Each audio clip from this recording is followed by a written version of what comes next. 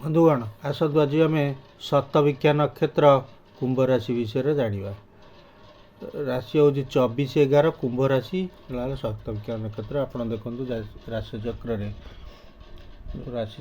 କାଳଚକ୍ରରେ ଦେଖିବେ ମଝି ଘରେ ଥିବ 24/11 ଲେଖା ହେଇଥିବ। ଏଠୁ ମେଷ ରାଶି ମେଷ ବୃଷ ଗଣି ଆସିବେ। 11 ନମ୍ବର ଘରେ ଯଦି ଚନ୍ଦ୍ର ଥିବ, ଏଇ ଘରେ ଯଦି ଚନ୍ଦ୍ର ଥିବ ଆପଣ ଜାଣିବେ ଆପଣଙ୍କର ଏ କୁମ୍ଭ ରାଶିରେ ଯଦି ଚନ୍ଦ୍ର ଥିବ ଲେଖା ହେଇଥିବ ଜାତକରେ ଆପଣ ଜାଣିବେ। ଆଉ ମଝିରେ ଲେଖା ହେଇଥିବ 24/11 ଆଉ 11 ନମ୍ବର ଘରେ ଥିବ ଚନ୍ଦ୍ର, ତାହେଲେ ଜାଣିବା ଆପଣଙ୍କର ଶତଭିକ୍ଷା ନକ୍ଷତ୍ର କୁମ୍ଭ ରାଶି। ଶତଭିକ୍ଷା ନକ୍ଷତ୍ର ଲୋକଙ୍କର ଉଚ୍ଚତା ଭଲ ଥାଏ, ସେମାନେ ସୁନ୍ଦର ଗଠନ ଥାନ୍ତି, ସୁନ୍ଦର ସ୍ୱାସ୍ଥ୍ୟ ମଧ୍ୟ ଥାଏ। ସେମାନଙ୍କ ସ୍ୱାଧୀନ ଚିନ୍ତାଧାରା, ସ୍ୱାଧୀନ ବୃତ୍ତି, ସେମାନେ କି ସ୍ୱାଧୀନ ବ୍ୟବସାୟ କରୁଥାନ୍ତି। ସେମାନେ ବହୁତ ରାଗୀ, ବହୁତ ସବୁ କଥାର ବହୁତ ତର୍ଜମାକାରୀ। ସେମାନେ ଗୁପ୍ତ ବିଦ୍ୟା ପ୍ରେମୀ, ଗୁପ୍ତ ବିଦ୍ୟାରେ ବିଶ୍ୱାସ କରନ୍ତି, ଗୁପ୍ତ କାର୍ଯ୍ୟ କରନ୍ତି, ଗୁପ୍ତ କଥା ରଖିପାରନ୍ତି ଭିତରେ।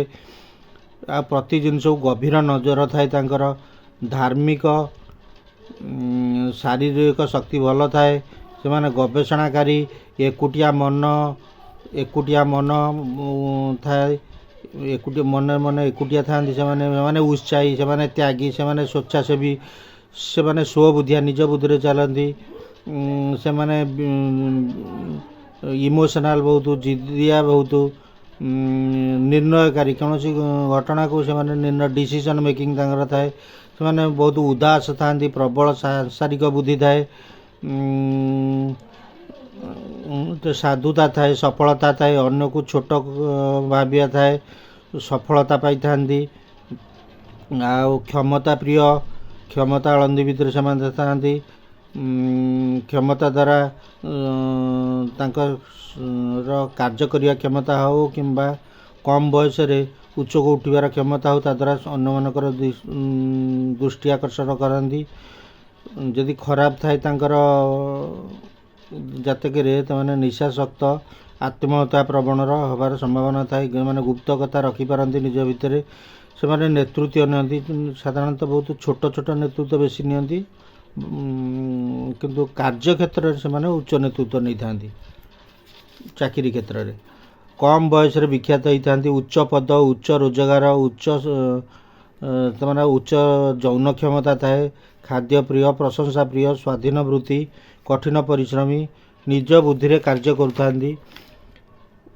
ସେମାନଙ୍କ ବିବାହ 25ରୁ 30 ବର୍ଷ ଭିତରେ ହୁଅନ୍ତି। ମହିଳାମାନେ ସାଧାରଣତଃ ଶାନ୍ତ ଥାନ୍ତି, ସାଧୁତା ଥାଏ, ଧାର୍ମିକ ଥାଏ, ଈଶ୍ୱର ଡର ଥାଏ, ଧାର୍ମିକ ପ୍ରଥାକୁ ମାନନ୍ତି, ନିଜର ଉପସ୍ଥାପନା କରନ୍ତି, ନିଜକୁ ଉପସ୍ଥାପିତ କରନ୍ତି। ପାରିବାରିକ ମତଭେଦ ଥାଏ, ପାରିବାରିକ କଳି ଥାଏ। ସେମାନେ ଡାକ୍ତର, ନର୍ସ, ବାୟୋଲୋଜି ପ୍ରଫେସନରେ ମିଶିଥାନ୍ତି। ପୁରୁଷମାନଙ୍କ କ୍ୟାରିୟର ସାଧାରଣତଃ 24-25 ବର୍ଷ ପରେ ସେମାନଙ୍କର ବିଭିନ୍ନ କାର୍ଯ୍ୟରେ ଯୋଗ ଦିଅନ୍ତି, ବହୁତ କାର୍ଯ୍ୟରେ ସେମାନେ ପଶନ୍ତି। କିନ୍ତୁ 34 ବର୍ଷ ପରେ ସ୍ଥିରତା ଆସେ, ଉନ୍ନତି ହୁଏ। ସେମାନେ ଜ୍ୟୋତିଷ, ମନୋବିଜ୍ଞାନୀ, ଗବେଷକ, ଏଜେଣ୍ଟ, ସାମ୍ବାଦିକ, କଣ୍ଟ୍ରାକ୍ଟର, ରିଏଲ୍ ଇଷ୍ଟେଟ୍, ଗାଡ଼ି ବ୍ୟବସାୟ, ଶିକ୍ଷା ବ୍ୟବସାୟ, ଭ୍ରମଣ, ମେଡ଼ିସିନ୍, ଯୋଗ, ସାମୁଦ୍ରିକ ବ୍ୟବସାୟିକ ଚାକିରି, ନିଜସ୍ୱ ବ୍ୟବସାୟ, ଯେକୌଣସି ସଂସ୍ଥାର ସର୍ବୋଚ୍ଚ କର୍ତ୍ତା, CEO, ଇଞ୍ଜିନିୟର, କମ୍ପ୍ୟୁଟର କ୍ଲର୍କ ଇତ୍ୟାଦି, ପାଇଲଟ, ଚାଷୀ ମଧ୍ୟ ହୋଇପାରନ୍ତି। ରୋଗ ସେମାନଙ୍କର ଶ୍ୱାସଜନିତ ଥାଏ, ପରିସ୍ରା ଜନିତ ଥାଏ, ଡାଇବେଟିସ୍ ଥାଏ, ଆଉ ଇନଫେକ୍ସନ୍ ରୋଗ ମଧ୍ୟ ହୋଇଥାଏ। ରାଶି ଶତଭିକ୍ଷା ନକ୍ଷତ୍ରର ରାଶି ହେଉଛି 24/11 କୁମ୍ଭ ରାଶି। 4 ପାଦ।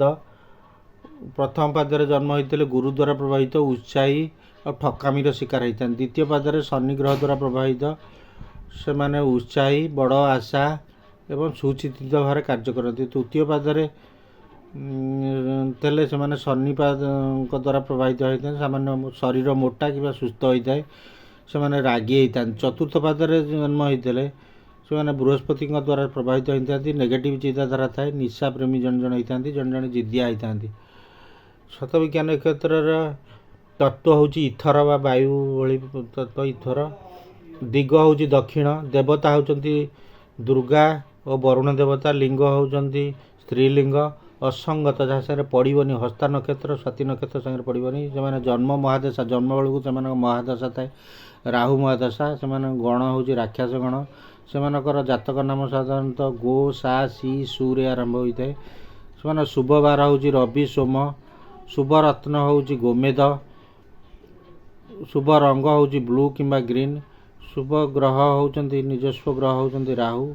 ଶୁଭ ନମ୍ବର 4, 24। ଲେଟର, ଶୁଭ ଲେଟର ହେଉଛି GS। ଶୁଭ ମନ୍ତ୍ର, ମାନେ କୌଣସି ଅସୁବିଧା ପଡ଼ିଲେ ମନ୍ତ୍ର ପଢ଼ିବାକୁ ରାହୁଙ୍କ ମନ୍ତ୍ର ଏବଂ ଦୁର୍ଗାଙ୍କ ମନ୍ତ୍ର ପଢ଼ିବାକୁ ଅନୁରୋଧ। ବନ୍ଧୁଗଣ, ଯେଉଁମାନେ ଚ୍ୟାନେଲକୁ ସବସ୍କ୍ରାଇବ୍ କରିନାହାନ୍ତି ସବସ୍କ୍ରାଇବ୍ କରନ୍ତୁ, ସେୟାର, ଲାଇକ୍, କମେଣ୍ଟ କରନ୍ତୁ। ଧନ୍ୟବାଦ।